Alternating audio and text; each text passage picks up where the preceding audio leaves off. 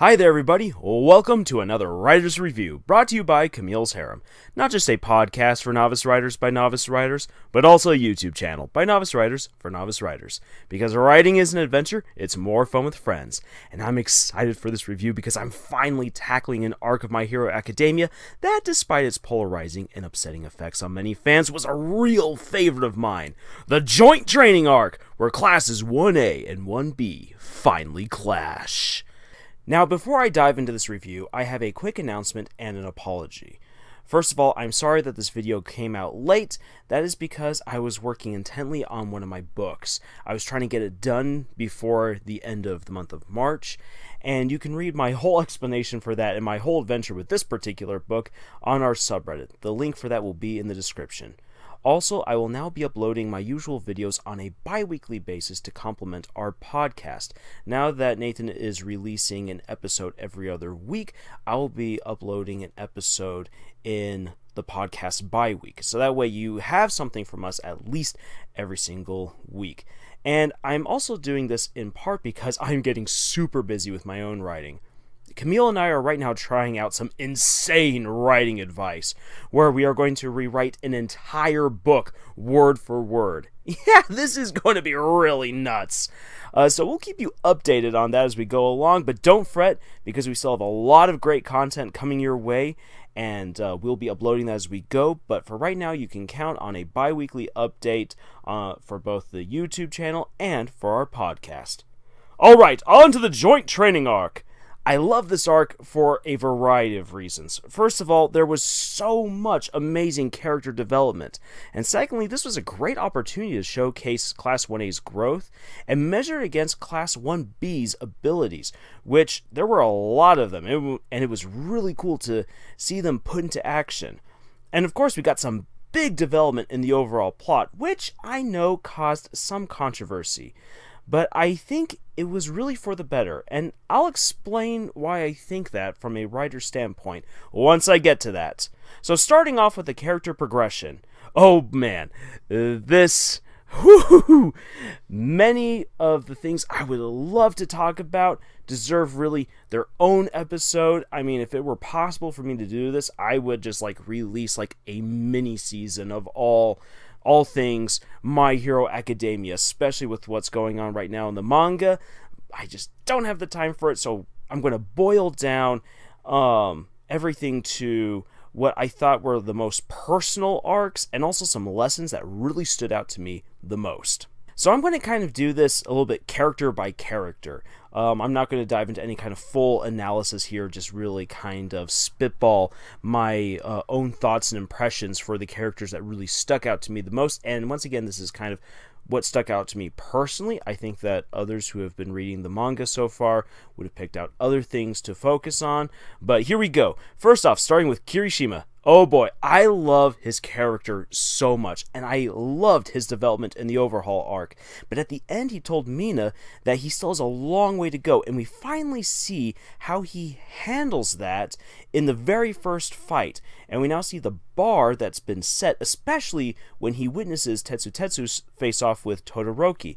And especially because Kirishima ends up being the one to lose, really, in the first round, even though his team wins, it marks that he still has a lot of growth to go through.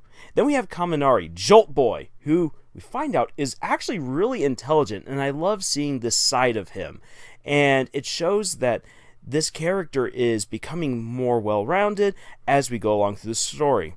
Then we come to Tokoyami, and he got some real humility pie in his battle.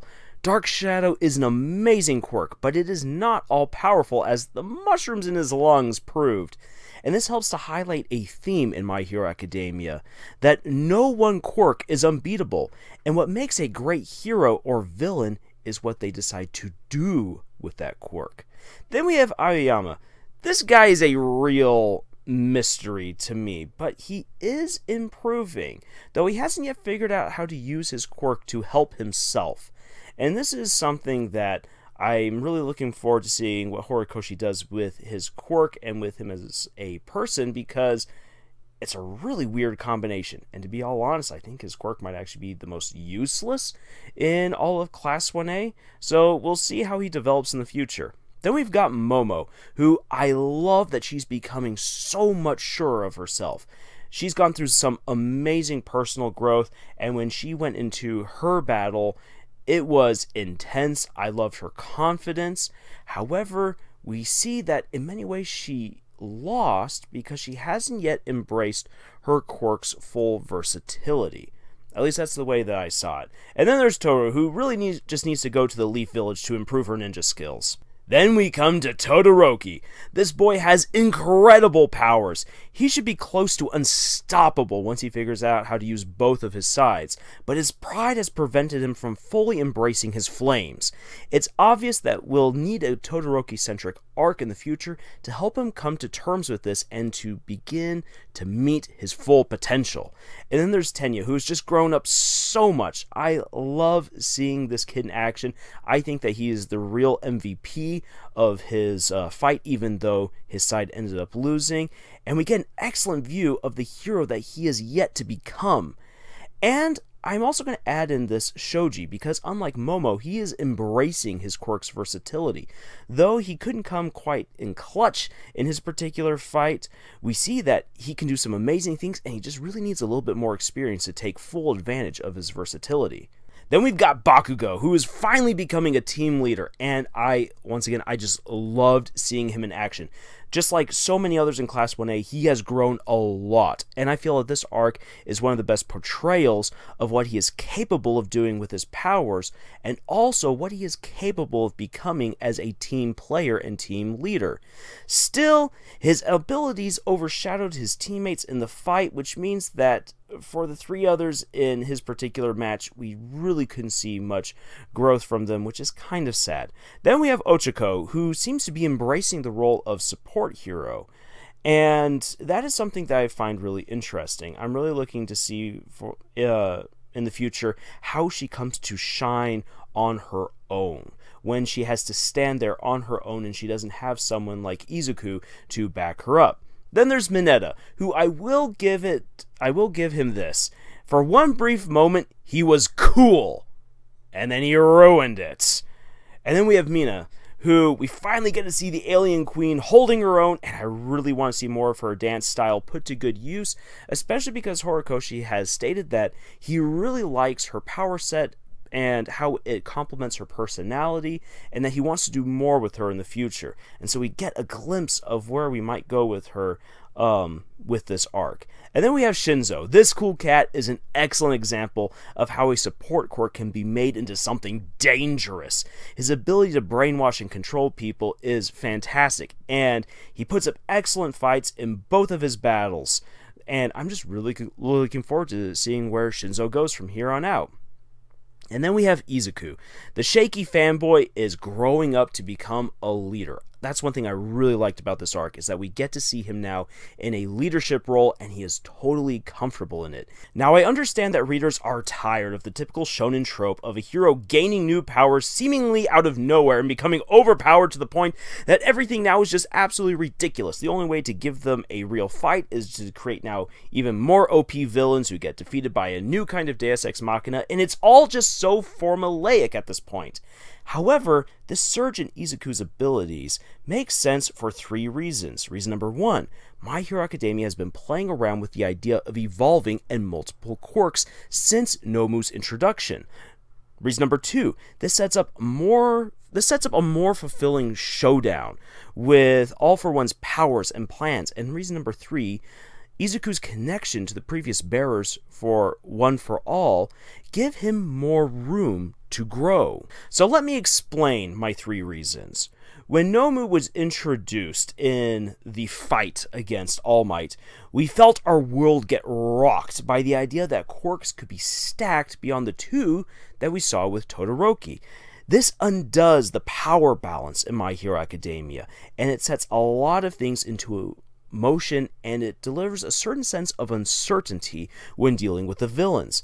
But then it was expanded both under the introduction of All For One himself and the creation of One For All, and also how children in the world of My Hero Academia are getting crazy, advanced, and multifaceted quirks as their parents' genes mix. Dealing with multiple powers is definitely a theme here within the greater story, and it makes sense that the compounding power of One for All would have something from each of the previous bearers, at least a little something. Now, this power does need more explaining. I will give you guys that, but I trust that Horikoshi will be able to do that brilliantly. Now, when I said that this expansion of Izuku's abilities would make for a far more satisfying ending, I can already hear the naysayers blurting out, but All Might already beat One for All with just his fists before. How come Deku can't be capable of the same? Well, let us remember that when All Might did that, he walked away with his intestines spilling out and blood on his hands from putting down all of All for One's followers. And even All Might himself admits that this was a mistake. This was not a smart move on his part. For Izuku then to be better than All Might, he needs to not only fight smarter, but he needs to fight in a way that makes him equal and ultimately then superior to All for One. This sets up not only a duel of powers, but even more importantly, a duel of ideologies, which if Deku grows as a hero, he should have the stronger moral stance that will ultimately allow him to triumph over All for One. And we already get a feel for this when we look back to how Deku fought Todoroki in the tournament arc. Finally, for Izuku to grow as a hero, he must master each of the new powers that have been endowed to him. Plus, he must take each precious ideal from the previous holders of One for All. Their determination and their philosophies, along with their powers and their desires, have now all become a part of him. And he must reconcile all of that with himself and what he wants to become and with what he wants to do. This provides many more chances for growth on his part, which keeps Deku and his character arc engaging. And the road to the top is long and hard after all, so I find that this is a really good balance that Horikoshi has developed here. Now, you may disagree with me on these points of thought, and that is totally fine, and I invite you to voice your own thoughts in the comment section down below. Tell me what you think about this current arc and what it has done for Deku's skill set. But to wrap up, I enjoyed this arc immensely. It will be amazing when it's finally animated, I can guarantee you that. And I like how Horikoshi does so much with his characters in this arc. Even Monoma has some great growth. And honestly, because 40 plus different characters get chances to grow throughout the combat, that is highly impressive. And that is why I love it so much. Yes, like so many others out there, I was both intrigued, confused, and even a little bit upset when Deku underwent the typical shonen power-up. But after thinking it over, I hope you see the reasons why I've come to believe that this will be a very wise move in the long run. This joint training has shown where the entire cast currently stands, and also sets up how they can still develop. And that is a phenomenal task and achievement for any storyteller. And that is my advice to give to writers from this arc. People are always growing, so make sure that your characters do the same. And provide moments for your audience and your characters to see how they've grown. You might not want to set them up in front of a mirror and have them monologue about their growth. But instead, things such as action set pieces and revelations help to provide these moments of reflection. And so if you want any more good writing advice from novice writers, please check out our podcast, Camille's Harem, found on Podbean, iTunes, and Google Play. There are writing discussions that we have on our subreddit, and you can even go check out what I've posted earlier. There's art on our Tumblr, writing exercises on our Pinterest, and you can always help us out by sending us links to terrible fanfics via our Twitter, @Camille's Harem, so we can do epic readings of them for your enjoyment. And until the next video, tschüss.